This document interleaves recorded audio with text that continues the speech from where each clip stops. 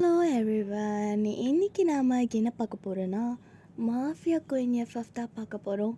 இப்போ நாம் ஸ்ட்ரைட்டாக ஸ்டோரிக்குள்ளே போயிடலாம். இதோட விட்டுரு போனால் அவங்க ஃபஸ்ட்டு நாள் வேலை செஞ்சுட்டு டயர்டாக வந்து படுத்திருப்பான். இப்போ அப்படியே 1 வீக் ஆகிடுது. அதே மாதிரி தான் அவன் இப்போ காலேஜுக்கு போகிறான்.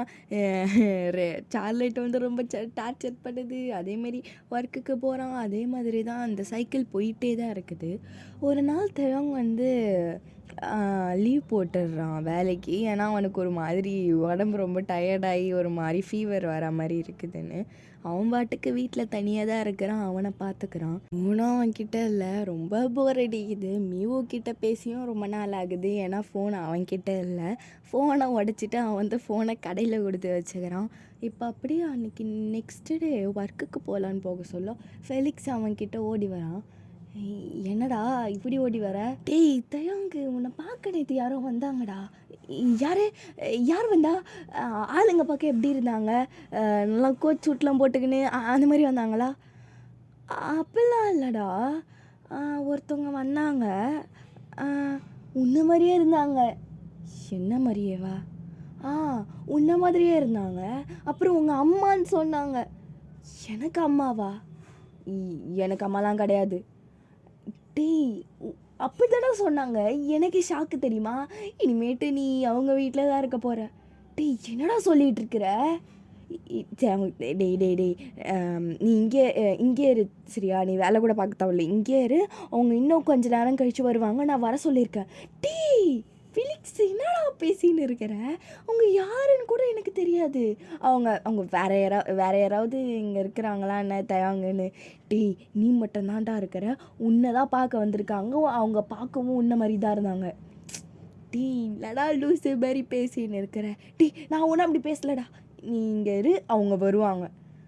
சரி எப்படி சொல்லிட்டு தயங்க ஒரு 1 ஹவருக்கு வெயிட் பண்ணுறான். இப்போ அப்படியே வெளியில் ஒரு சவுண்டான ஒரு காரு சத்தம் கேட்குது. இவன் திரும்பி பொறுமையாக ஏந்துட்டு என்ன பார்க்குறான். ஒருத்தவங்க அப்படியே எப்படி சொல்கிறது, அவங்களுக்கு ஒரு 40-50 வயசு இருக்கும். அவங்க அப்படியே நடந்து வந்துட்டுருக்குறாங்க. தயவங்க வந்து ஆன்னு பார்த்துட்ருக்குறான். அவங்க பின்னாடி வேறு 2 பாடி கார்டு வந்துட்டுருக்குறாங்க. அப்படியே ஃபெலிக்ஸை அப்படியே பார்க்குறான். ஃபெலிக்ஸும் திருப்பியும் தயவங்க பார்த்துட்டு சிரிச்சிட்ருக்கிறான். பாரு தயாங் இவங்க தான். டேய் எதலடா என்னை கோத்து விட்டுருக்குற? அதெல்லாம் தெரியாதுப்பா, நீங்கள் பேசுங்கப்பா அப்படின்னு சொல்லிட்டு அவன் போயிடுறான். இப்போ அவங்க தேவங்க முன்னாடி உட்காடுறாங்க. எப்படி இருக்க தேவங்க? எப்படி இருக்க தேவங்க? யாருங்க நீங்கள் யாருன்னு கூட எனக்கு தெரியல. நீங்கள் பாட்டுக்கு எப்படி இருக்க அப்படி இருக்கன்னு பேசிகிட்டு இருக்கிறீங்க. தேவங், நான் தான் அவனோட அம்மா தேவங்க. அம்மாவா? எனக்கு அப்படிலாம் சொல்லிக்க யாருமே கிடையாது. இருந்தாங்க, ஆனால் இப்போ கிடையாது. தேவங்க, உன்னோட அம்மா அப்பா தான் உன்னுடைய உண்மையான அம்மா அப்பா நினச்சிட்ருக்கிறியா? அப்படி தான் உன்னை உங்கள் அம்மா அப்பா எப்படி ட்ரீட் பண்ணாங்க அந்த மாதிரி தான் மற்ற அம்மா அப்பாவும் உங்கள் பசங்களை ட்ரீட் பண்ணுவாங்க நினச்சிட்ருக்கிறியா? என்னங்க பேசுகிறீங்க? எனக்கு ஒன்றும் புரியலை. அவங்க 2 பேரும் என்னோடய ஃப்ரெண்டு தான். உங்கள் ஃப்ரெண்டா? உங்கள் ஃப்ரெண்டுக்கிட்ட எப்படி நான் இருப்பேன்? ஷோ தேவங்க, புரியாமல் பேசிகிட்டு இருக்காத. நீ ஒரு சின்ன வயசாக இருக்க சொல்ல ஒரு பெரிய பிரச்சனைனால அவங்கக்கிட்ட நான் வலுக்கட்டாயமாக உன்னை அவங்கக்கிட்ட கொடுக்க வேண்டியதாக போச்சு. ஆனால் அவங்க நான் நல்லா பார்த்துப்பாங்கன்னு நினச்சேன். அவங்கள நான் நம்பினேன். ஆனால் அவங்க உனக்கு இப்படி செய்வாங்க நான் எதிர்பார்க்குறேன் தேவங்க. ஷோ அவங்க எதனா செஞ்சுட்டு போகிறாங்க. நீங்கள் ஏங்க இப்படி கவலைப்பட்டுட்ருக்குறீங்க? தேவங்க, நான் தான் உன்னோட அம்மா தேவங்க.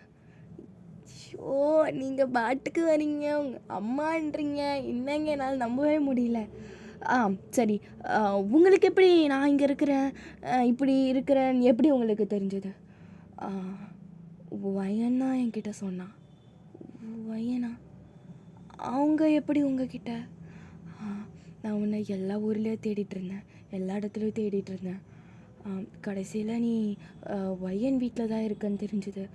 நான் அவங்கக்கிட்ட கேட்டேன். அவங்க தான் உன்னை இங்கே அமுச்சு வைக்கிறேன், உங்கள் ஊருக்கே நான் அமுச்சு வைக்கிறேன்னு சொன்னாங்க.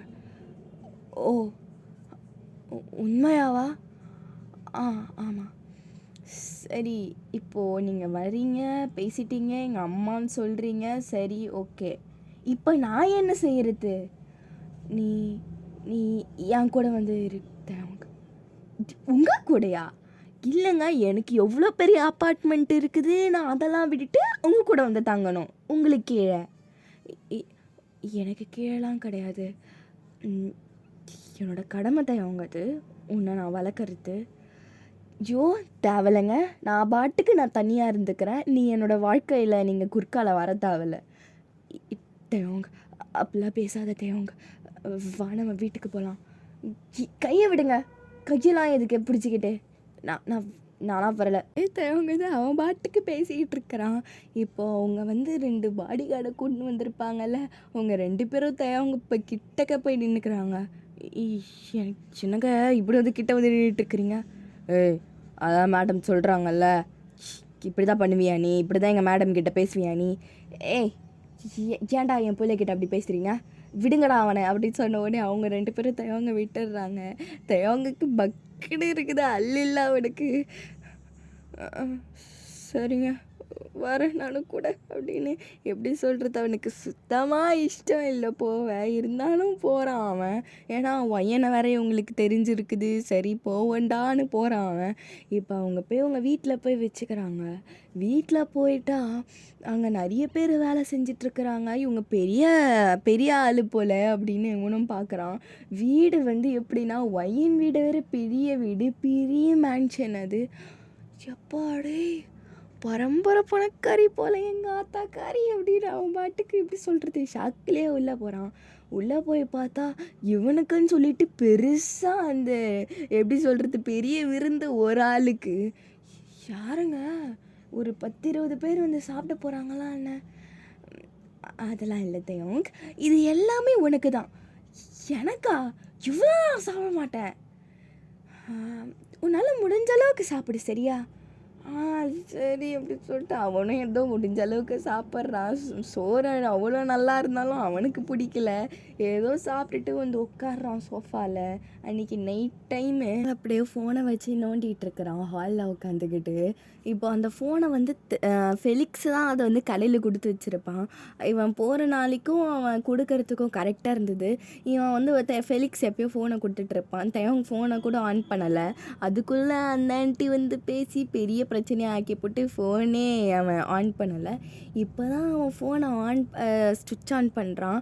பார்த்தா மியூ நிறைய மெசேஜ் அமுச்சு விட்டுக்குது, நிறைய கால்ஸ் வந்துருக்குது. அவங்க அதெல்லாம் பார்த்து சிரிச்சிட்டு அப்படியே மெசேஜுக்கு ரிப்ளை பண்ணலான்னு சொல்லிட்டு டைப் பண்ணிகிட்ருக்கிறான். இப்போ தேவங்க ஃபோனை வந்து வெடுக்குன்னு யாரோ வாங்குறாங்க. யாருன்னு பார்த்தா தேவங்களுடைய அம்மா தான். ஏங்க இப்படி பண்ணுறீங்க? எதுக்கு என் ஃபோனை இப்போ பிடுங்கினியா? கொடுங்கன்னு வாங்க ட்ரை பண்ணிகிட்ருக்கிறான். அவங்க ஆனால் ஃபோனை கொடுக்குறதா இல்லை, ஃபோனை அங்கேயும் அந்த கைக்கும் இந்த கைக்கும் மாற்றிக்கிட்டு இருக்கிறாங்க. என்னங்க இங்கே நானும் சின்ன குழந்தையா, என்னது இது இப்போ ஃபோனால் பிடுங்கி வச்சுக்கிட்டு? தேவங், இந்த ஃபோன் உனக்கு இதுக்கப்புறம் வேணாம் சரியா? நான் உனக்கு வேறு ஃபோன் வாங்கி தரேன். வேறு ஃபோன்லாம் தேவையில்ல, எனக்கு இந்த ஃபோனே கொடுங்களேன். ஸோ என்னோடய தேவங்க ஏன் இந்த மாதிரி பழைய ஃபோனை யூஸ் பண்ணிகிட்ருக்கிறேன்? நான் உனக்கு புது ஃபோன் வாங்கி தரேன் தேவங். இந்த அப்படின்னு ஒரு புது ஃபோனு. சரி அந்த ஃபோனை கொடுங்க. அதில் இருக்கிறதுலாம் நம்பரு எல்லாத்தையும் நான் அதில் ட்ரான்ஸ்ஃபர் பண்ணிட்டு தானே. அதுதான் கிடையாது தேவங். இது உன்னோட புது வீடு, புது வாழ்க்கை, எல்லாமே புதுசாக இருக்கணும். இதெல்லாம் அவனுக்கு தேவை கிடையாது அப்படின்னு சொல்லிட்டு ஃபோனை விசிறி அடிக்கிறாங்க. அது செவுத்துல பட்டு 4 துண்டாயிடுது ஃபோனு. ஏன்னா இப்படி பண்ணுறீங்க அப்படின்னு சொல்லிட்டு இப்போ வந்து தேவங்க அந்த ஃபோன் எடுத்து டப்புன்னு அதை எப்படியாவது சரி பண்ணலான்னு பார்த்துக்கிட்டு அமுக்கிட்டு இருக்கிறான். தேவங்க இதுக்கப்புறம் அந்த மீவு வயன் அந்த அந்த வீட்டு பேச்சை எடுத்தனா அவ்வளோதான் உனக்கு. ஏன் ஏன் அப்படி சொல்கிறீங்க? அவங்க தான் என்னை வளர்த்தாங்க, நீங்கள் கிடையாது. இந்த இடத்துல இருக்கானா அவங்க தான் காரணம், நீங்கள் கிடையாது. புரியுதா? அதை முதல்ல தெரிஞ்சுக்கோங்க. ஒழுங்கு மரியாதை எனக்கு இந்த ஃபோன் இப்போ சரியாக இருக்கணும் அப்படின்னு இப்போ அப்படியே அந்த ஃபோனை வந்து கொடுக்குறான் அவங்கக்கிட்ட. இனிமேட்டு குப்பையில் தான் போடணும். நீங்கள் என்ன சரி பண்ணுறது, நானே சரி பண்ணிக்கிறேன் அப்படின்னு சொல்லிட்டு இப்போ அந்த ஃபோன் எடுத்து பேக்கெட்டில் வச்சுக்கிட்டு படப்படன்னு மாடி மேலே ஏறுறான். எப்படியாவது இந்த ஃபோனை சரி பண்ணிடணும்னு. இப்போ அப்படியே அவங்க கத்துறாங்க கீழே இருந்து. இனிமேட்டு அந்த வீட்டு பேச்சு எடுத்தனா அவ்வளோதான் தயம் கொடுக்கு. என்ன நீங்கள் இங்கே வந்து புதுசாக இந்த மாதிரி பண்ணிகிட்ருக்கிறீங்க? நான் இனிமேட்டு இந்த வீட்டில் இருக்கிறதா கிடையாது. என்னை கொலை கூட பண்ணிக்கோங்க, ஆனால் இந்த மாதிரிலாம் வேலை பண்ணிகிட்ருக்காதீங்கன்னு சொல்லிட்டு கடகடன்னு போயிட்டு அவன் லக்கேஜெல்லாம் எடுக்க போகிறான். இப்போ அப்படியே அவன் லக்கேஜ் எடுத்துகிட்டு அதாவது அந்த மெயின் டோருக்கு போகலான்னு போகிறான் அவன். இப்போ அப்படியே அவங்க வீட்டு வேலை செய்கிறவங்க வந்து அப்படியே அந்த கதவை சாத்துறாங்க. அவங்க அப்படியே அவங்க முறைச்சிட்ருக்குறாங்க. இப்போ அவங்க அம்மா பின்னாடி பொறுமையாக நடந்து வந்துட்டுருக்குறாங்க. ஏன் இப்படிலாம் பண்ணிகிட்ருக்குற, ஏன் இப்படிலாம் செய்றீங்க, என்னோடய அம்மா தானே, இப்படிலாமா செய்வீங்க, என்னை இந்தளவுக்கு கூப்பிட்டு வந்தவங்கள மறக்க சொல்கிறீங்களா? அவங்க வேறு ஏதாவது ஆளாக இருந்தால் பரவாயில்ல, அவங்க மாஃபியா தான். அவங்க இனிமேட்டு என்னோடய வீட்டில் மாஃபியான்ற பேர் ஒன்றும் வரக்கூடாது. உங்கள் அப்பா இருக்கார்ல, இதால் தான் அவர் இறந்து போனார். உனக்கும் அந்த நிலமை வரக்கூடாது தான். அவங்க எங்கள் அப்பாவா? அவருக்கு என்னவா? நீ சின்ன வயசில் அவ்வளோ கஷ்டப்பட்டியே அவங்க, அதுக்கெல்லாம் காரணமே உங்கள் அப்பா தான். எங்கள் அப்பா அப்படி என்ன பண்ணார்? இங்கே வா அப்படின்னு சொல்லிட்டு தேவங்க கூப்பிட்டு போயிட்டு ஒரு பெரிய ஃபோட்டோவை காட்டுறாங்க. அது தேவங்களுடைய அப்பா தான், அசல் அப்படி தேவங்க மாதிரியே இருக்கார் ஒரு. இவரு தான் எங்கள் அப்பாவா அப்படின்னு அவன் அப்படியே ஆயாப்பழுந்து பார்த்துட்ருக்குறான். உங்கள் அப்பா இந்த மாதிரி மாஃபியா பிஸ்னஸ் பண்ணிகிட்டு இருந்ததுனால தான் உங்கள் அப்பாவையும் கொலை பண்ணாங்க, உன்னையும் கொல்ல வந்தாங்க. உன்னை காப்பாற்றுறதுக்கோசம் தான் நான் என் ஃப்ரெண்டுக்கிட்ட குத்தமிச்சேன். ஆனால் அவங்க உன்னை இப்படி பார்த்துப்பாங்க நான் எதிர்பார்க்கல. ஓ, அப்புறம் என்ன தேடி கண்டுபிடிச்சிருக்கலாம்ல என்ன?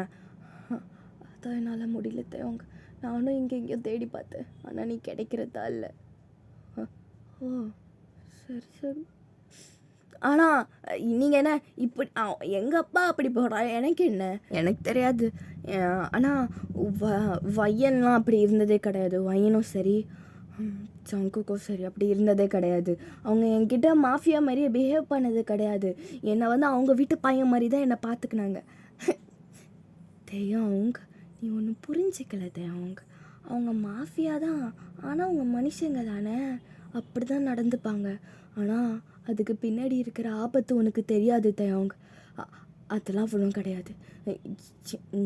என்னை தயவு செஞ்சு நான் அங்கேயே போயிடுறேன். உங்கள் கூட இருக்கு எனக்கு கொஞ்சம் கூட எனக்கு இஷ்டம் கிடையாது. அவங்க இவ்வளோ தேவையில்லாமல் பேசிகிட்டு இருக்காத. ஒழுங்க மரியாதை தூங்குறியா இல்லை நீ சாகுறியா? நீ என்ன சொன்னீங்க?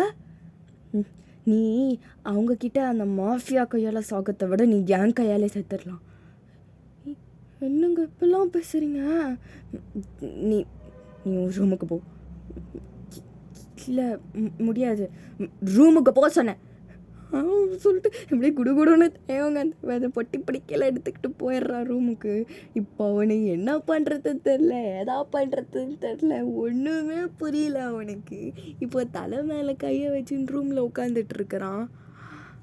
கடவுளே, என்ன அதிதியோ இப்படி பண்ணிக்கிட்டு இருக்கிறா? காலேஜுக்கு அமுச்சு விடுவாள், போய் எப்படியாவது தப்பிச்சிடலாமா? இவக்கிட்டேருந்து நான் எப்படியாவது தப்பிக்கிறேன் அப்படின்னு சொல்லிட்டு அந்த யோசனையிலே பட்டு தூங்கிடுறான் அவன். ஆனால் அவனுக்கு தூக்கமே வரல, சுத்தமாக வரல. தூங்கலான்னு ட்ரை பண்ணான். அவன் வாழ்க்கையில் என்னெல்லாம் நடக்குதுன்னு யோசித்து பார்த்துட்ருக்குறான். அவங்களாவது என்னை விற்க தான் ட்ரை பண்ணாங்க, இவனோடானா என்னை கொலை பண்ண ட்ரை பண்ணிகிட்ருக்கிறாளே, எங்கள் அப்பா பண்ணது சரிதான் போல் சொல்லிட்டு எப்படி தூங்கிடுறான் அவன். நினச்சிட்ருக்கிறான் நம்ம ஏற்கனவே போன காலேஜுக்கு தான் திருப்பி போவோன்னு சொல்லிட்டு. ஆனால் அவனுக்கு தெரியல நம்ம புதுசாக ஒரு காலேஜுக்கு போவோன்னு. இப்போ காலையில் அவன் எதுவுமே சொல்லலை. இப்போ ஏதாவது நம்ம பேசணுன்னா அவங்க குறுக்கால பேசி ஏதாவது கேட்டு போட்டு நம்மளுக்கு ஹோம் டியூஷன் கூட நடத்திடுவாங்க. நம்ம பாட்டுக்கு சைலண்ட்டாக அவங்க வழியாகவே போய் தப்பிச்சு போயிடலான்னு சொல்லிட்டு தான் ஒரு ஐடியாவில் சுற்றிட்டுருக்கிறான். இப்போ அப்படியே கீழே வந்து அவங்க அம்மா எப்படி சொல்கிறது, எதுவுமே நடக்காத மாதிரி ரியாக்ஷன் கொடுத்துட்ருக்குறாங்க. இவனுக்கும் கொஞ்சம் லைட்டாக பதில் தான், என்னடா இந்த பொம்பளை நேற்று நம்மளை அப்படி கத்திட்டு இப்போடா இவ்வளோ சைலண்ட்டாக இருக்குதுன்னு சொல்லி அவன் பாட்டுக்கு சாப்பிட்றான். அப்புறம் தேவங், நீ அந்த காலேஜ்லாம் கிடையாது, நம்ம வீடு கிட்டே இருக்கிற வேறு காலேஜுக்கு போகிறேன்.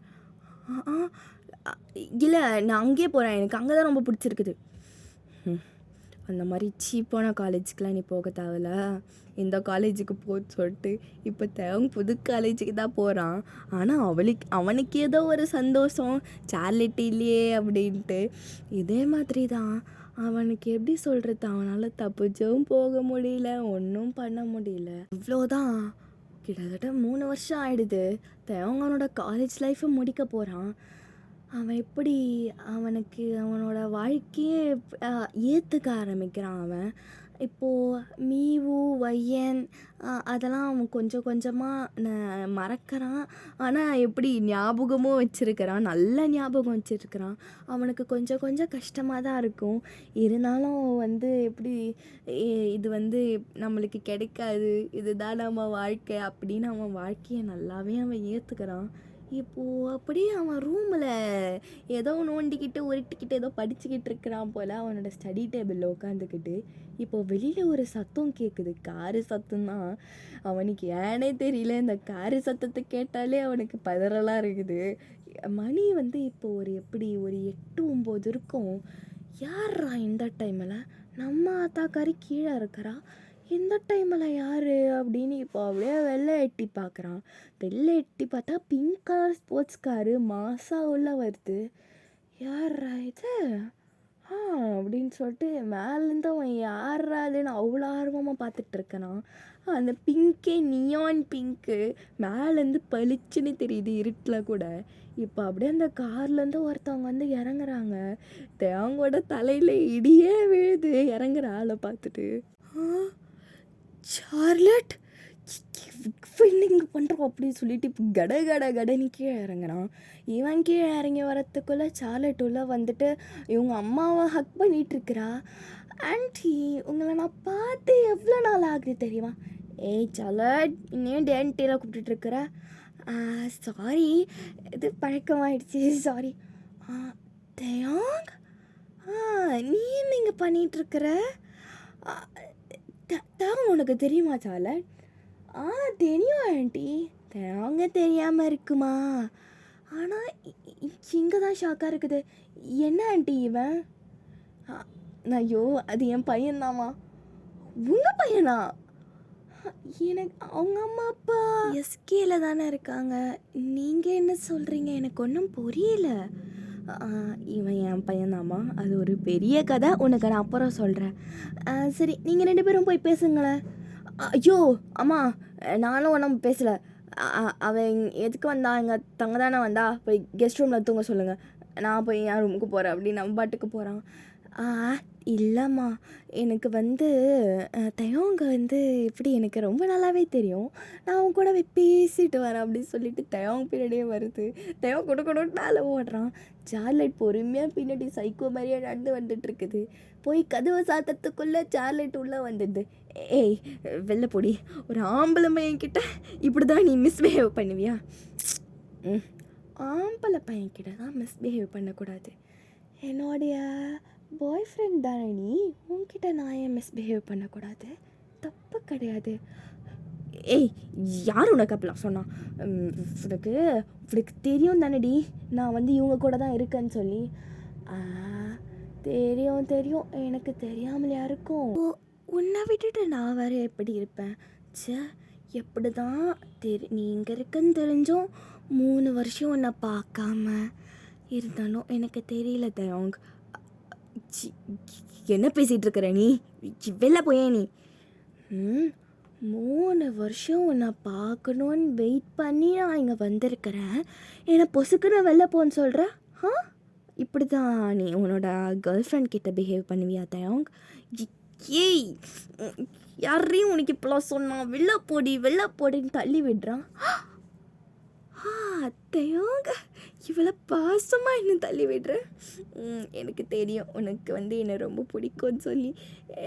நம்மெல்லாம் பேசாதடி, எனக்கு பயமாக இருக்குடி, அழுதுருவேன்டி நான், போடி வெளில. அதெல்லாம் முடியாது. நான் எனக்கு எவ்வளோ பிளானோட இன்றைக்கி நான் உன்னை பார்க்கணும். உன்னை என்னெல்லாம் பண்ணணும்னு வந்திருக்கிறேன் அப்படின்னு பயங்கர க்ளோஸாக கிட்ட வரா. ஏ இப்பெல்லாம் பண்ணாதடி என்ன பண்ணக்கூடாது அப்படின்னு சொல்லி சார்லெட்டு நண்டு வருது. அவங்க பேக்வேர்டில் நண்டுட்டுருக்கிறான். அவங்க அப்படியே செவுத்துல லாக் ஆயிடுறான். இந்த அப்படியே சார்லெட்டு 2 கை வச்சு லாக் பண்ணிட்டு, ஏய் ஏன்டி இப்பெல்லாம் செய்கிற, தள்ளிடி நீ சார்லட், நான் உன்னை ஃப்ரெண்டாக தான் பார்க்குறேன் சார்லட், நீ இப்பெல்லாம் செய்யாத சரியா. ஆனால் நான் அப்படி பார்க்கலையே அவங்க அப்படின்னு இப்போ அப்படியே க்ளோஸாக ரொம்ப க்ளோஸாக வரா. ஸோ இதோட இந்த எபிசோடை நம்ம முடிச்சுப்போம். நெக்ஸ்ட் எபிசோடில் என்ன நடக்குது சொல்லி அப்புறம் பார்க்கலாம். பாய் பாய்.